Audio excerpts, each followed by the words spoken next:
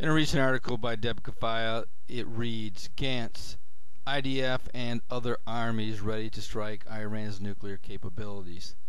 Israel Prime Minister Benjamin Netanyahu acted Thursday, April 26, to correct the damaging impression of divided and uncertain perceptions of the Iranian nuclear threat left by statements delivered in the last 2 days by himself and Defense Minister Ehud Barak.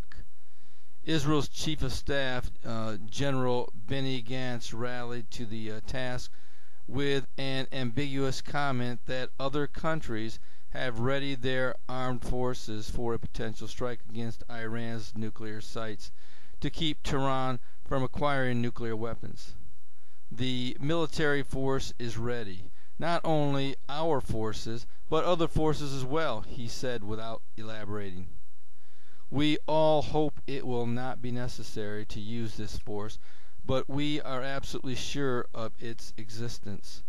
Debkafaya reports from Washington that General Gantz's words were seen in U.S. official circles as the strongest affirmation yet from Jerusalem that Israel has partners for a direct attack on Iran's nuclear sites. It was also an attempt by the Chief of Staff to erase the question mark he placed in a previous comment over Iran's resolve to attain a nuclear weapon. Wednesday, April 25th, Debkafaya reported widespread criticism on the Israeli street and in military circles of the mixed and conflicting messages coming from top officials with regard to the Iranian peril. Netanyahu also responded to the criticism in person by declaring in a TV interview, Iran hasn't stopped its program.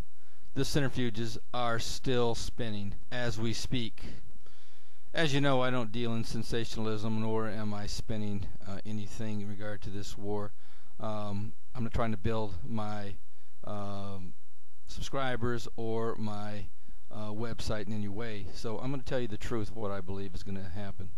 Of course, I'm giving you speculation at this point in time. No one really knows whether or not Israel will attack Iran, but if we go by standard intelligence procedure, usually when Israel talks about what it's going to do or the capabilities that it has, it probably is in the process of trying to bluff its way through a particular situation.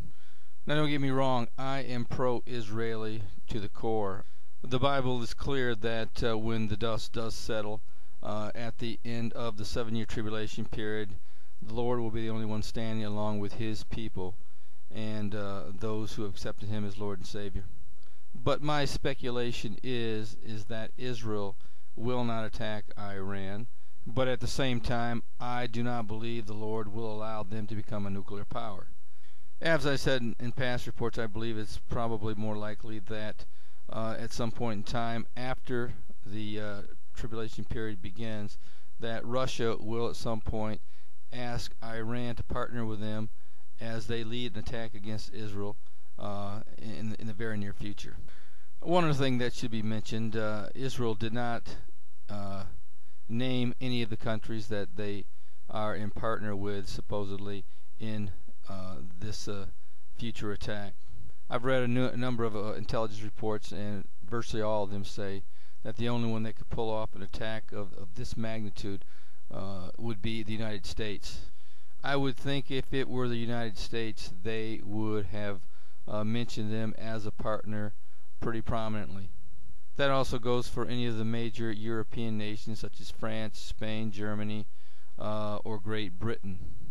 So the fact that Israel did not name any prominent names, or any names for that matter at all, should throw up a red flag that this particular warning by Israel has any credibility to it. I'm still of the mind that before it's all said and done, that the next war that we will see is going to be the Gog and Magog war in Ezekiel 38 and 39. And of course, as always, I do believe that the rapture of the church will take place before this battle does commence. This is Terry Malone with the Calvary Prophecy Report.